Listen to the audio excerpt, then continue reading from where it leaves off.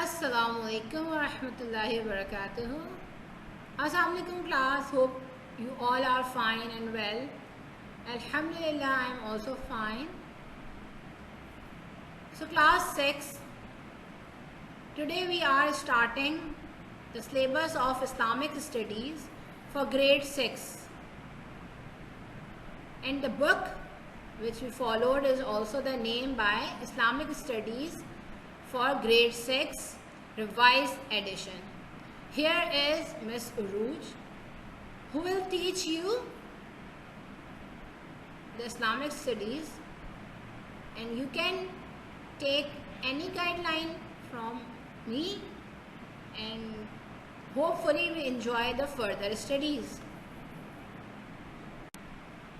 So class, it's our introductory lecture. In this lecture, the topics which we are covered today is the introduction of Islamiat or Islam. What is Islam as religion? Importance of Islam as religion in our life. Basic key pillars of Islam. Then, it's a main concept of Islamic studies or Islam. After that, we are moving towards introduction of first test syllabus. Of course, everyone have a curiosity that what we have to learn in our new session, in our new syllabus. So, I will give you a brief description about it. Then, I will introduce the new chapter. I just give you the introduction. Not the whole chapter, but I am giving you the introduction of chapter number 1, that is Friday prayers. It is there in your book, page number 9. And in the last, I will give you some home tasks which help you to enhance your knowledge or increase your knowledge. Thank you. Now class, first of all, what Islam is. What Islam is. What is Islam as a religion? Why we follow any religion? There are so many humans are there on earth, and all they follow different religions. There is a concept. We know that nothing can make and nothing can destroy by itself. There is an ultimate power. There is an ultimate power of God, ultimate power of Allah. But Allah gave us some principles, some ways to express our fellowship towards Allah. Different religion follows different things.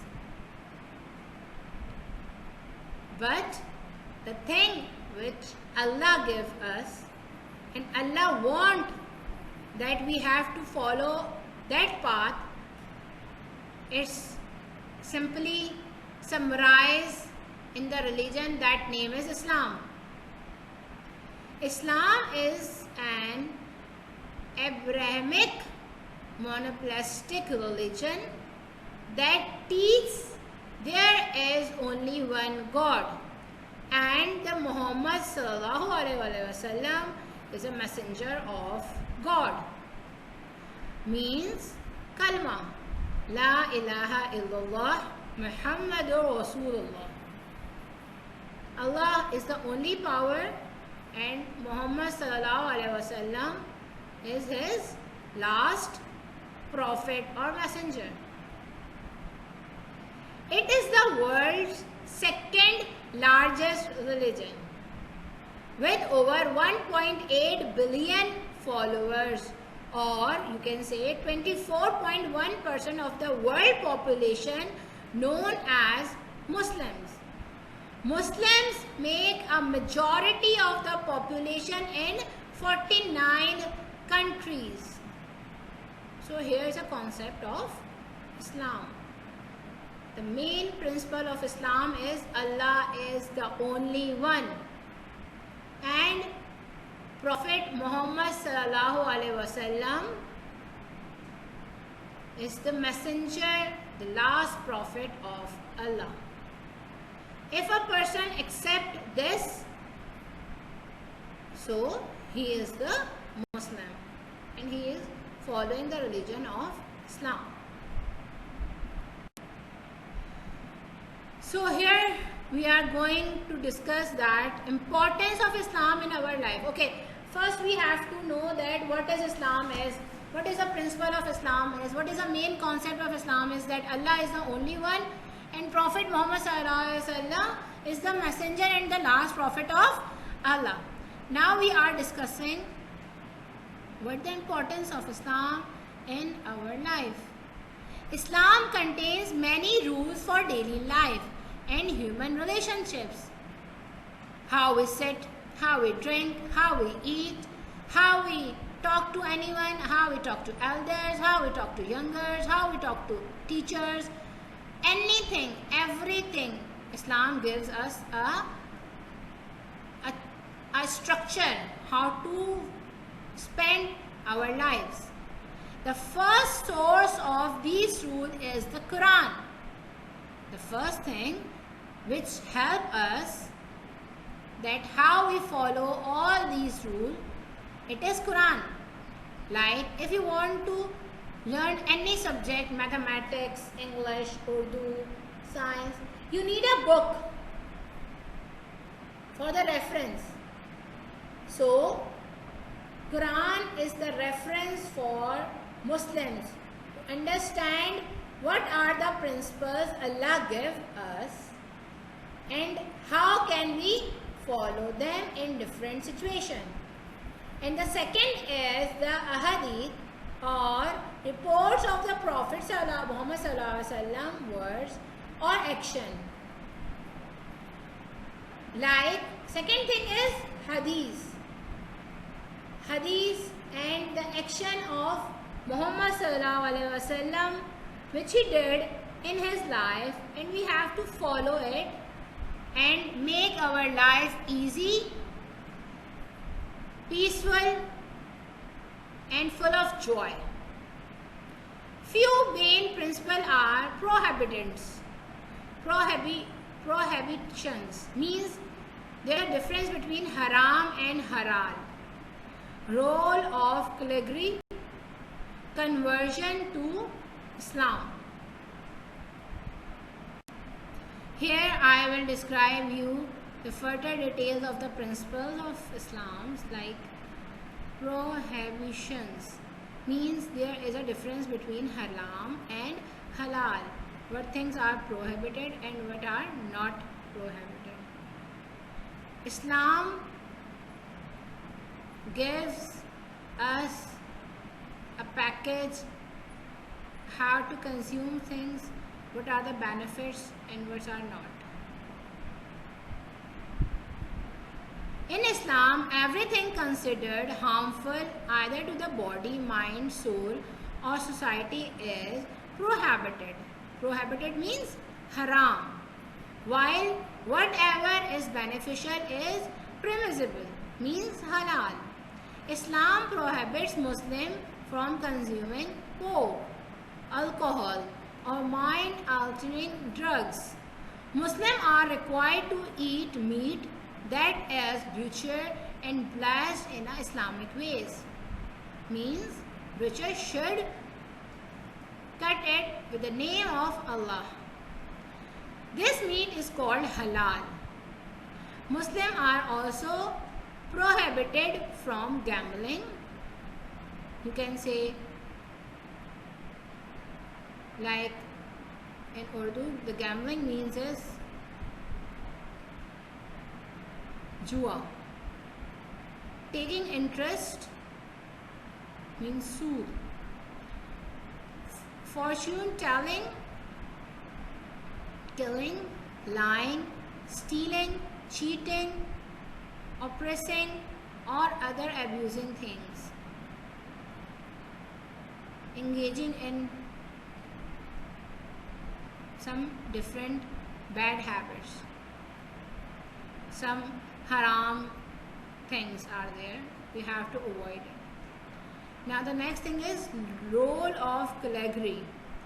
Means there is no hierarchy in Islam or Muslims. There is nothing is here that a man or a person can decide. All the things are decided and written by Allah. If any person do any sin, anything that is prohibited, he or she should punished.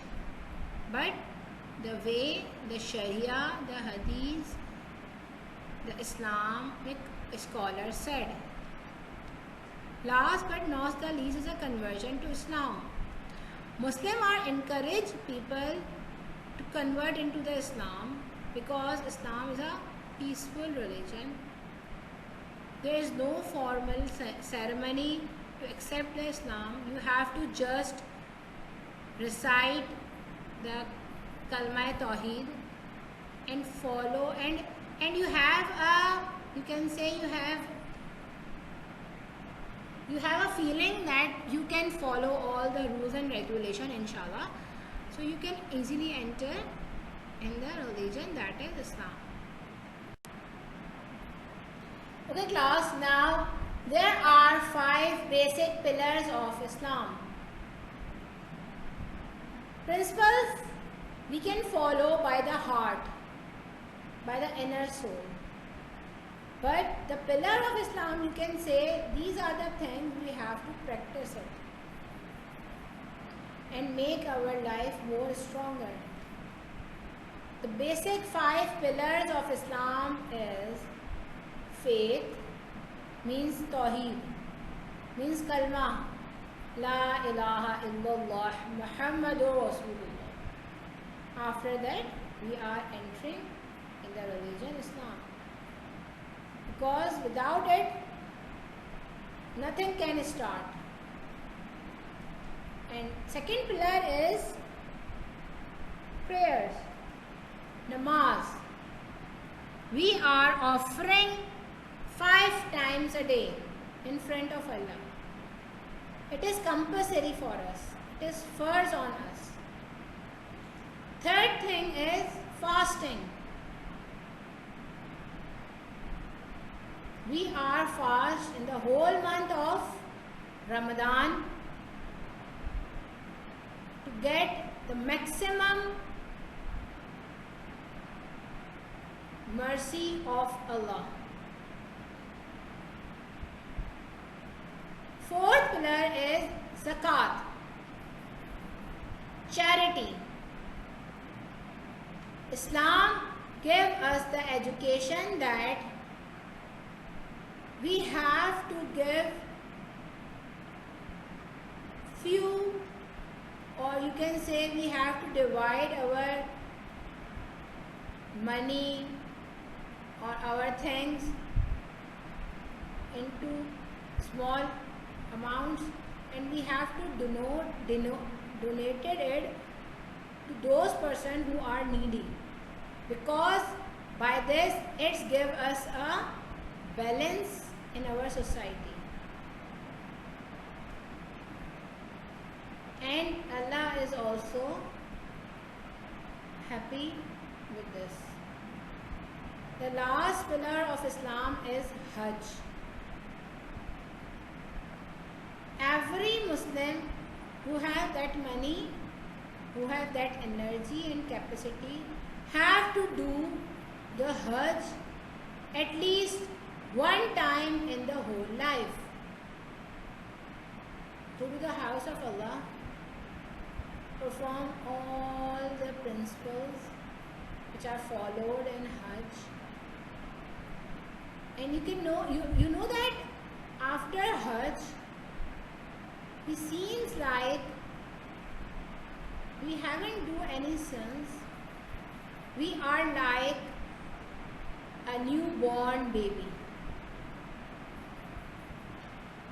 So these are the 5 pillars of Islam that help us spend our lives In the next video, I have a video about the 5 pillars of Islam. You have to watch it because it gives you a brief explanation about this concept. Okay, class?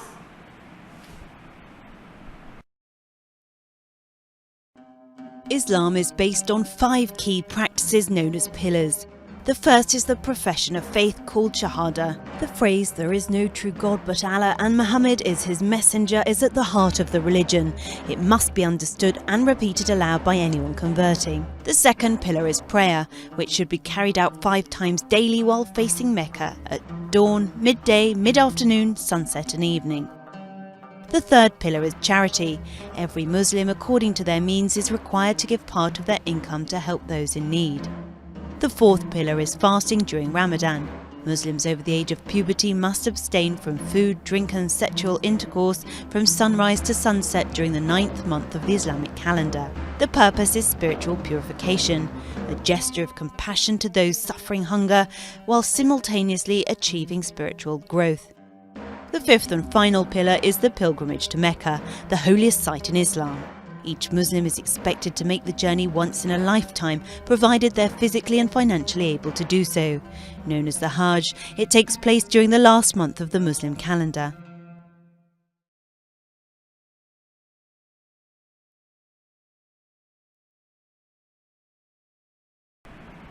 So class, here is the syllabus of the first test. Topics that are included in first test syllabus are Unit 2, Faith and Worship.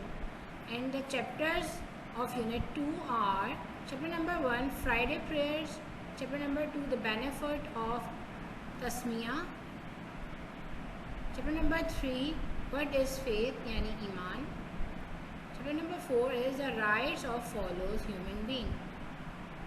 We are going step by step understand all these topics, inshallah. Now here is the introduction of chapter number 1, that is Friday prayers. Okay, first of all we are knowing that what is prayer is. Prayer is namaz, salat. We offer 5 times a day, means we communicate with Allah 5 times, and it's compulsory on us. So now we categorize all the prayers separately. Friday prayer is most important for the Muslims. Friday is a religious day of Islam and very important day for the Muslim also. Muslims gather for congregating worship during Friday midday prayer time. Midday prayer time means Zohar. Okay, prayer is followed by a sermon, khutbah, from an imam or prayer leader. Imam give a khutbah. Before starting the prayer, imam give a khutbah. You can say good things about the Islam, about the society. Friday prayer is required only for men, but women may attend. Means Friday prayer is only compulsory on men, not women. But if women want to attend it, so there is no complication or no prohibiting in it. Women can also attend it. But in the normal practice, women can't. Women offer it as a Zohar prayers in their homes, and men have to go towards the masjid. First have to clean himself and then go to the masjid or mosque and listen the khutbah from the imam, and after that Friday prayer will start. So in this slide we are going to discuss 2 things. First thing is preparation for the day of Jummah. Second thing, those upon whom Salatul Jummah is not obligatory. Salatul Jummah is compulsory but not obligatory. First of all, we are going towards a preparation for the day of Jummah. Clean the body, recite Surah Kahf, supplementary exegesis, listen to the khutbah. Okay, these are the preparation for the Jummah prayers. And the prayers, those upon whom Salatul Jummah is not obligatory is, Salatul Jummah is not obligatory on female, the young ones, a traveler and the sick who might encounter difficulty in attending Salatul Jummah. However, it is acceptable from them if they do observe in Salatul Jummah. Means they are not obligatory to attend the Salatul Jummah, but if they want, they can do it. If they observe the Jummah prayers, then that suffix for them. Otherwise, they observe Salatul Zuhr.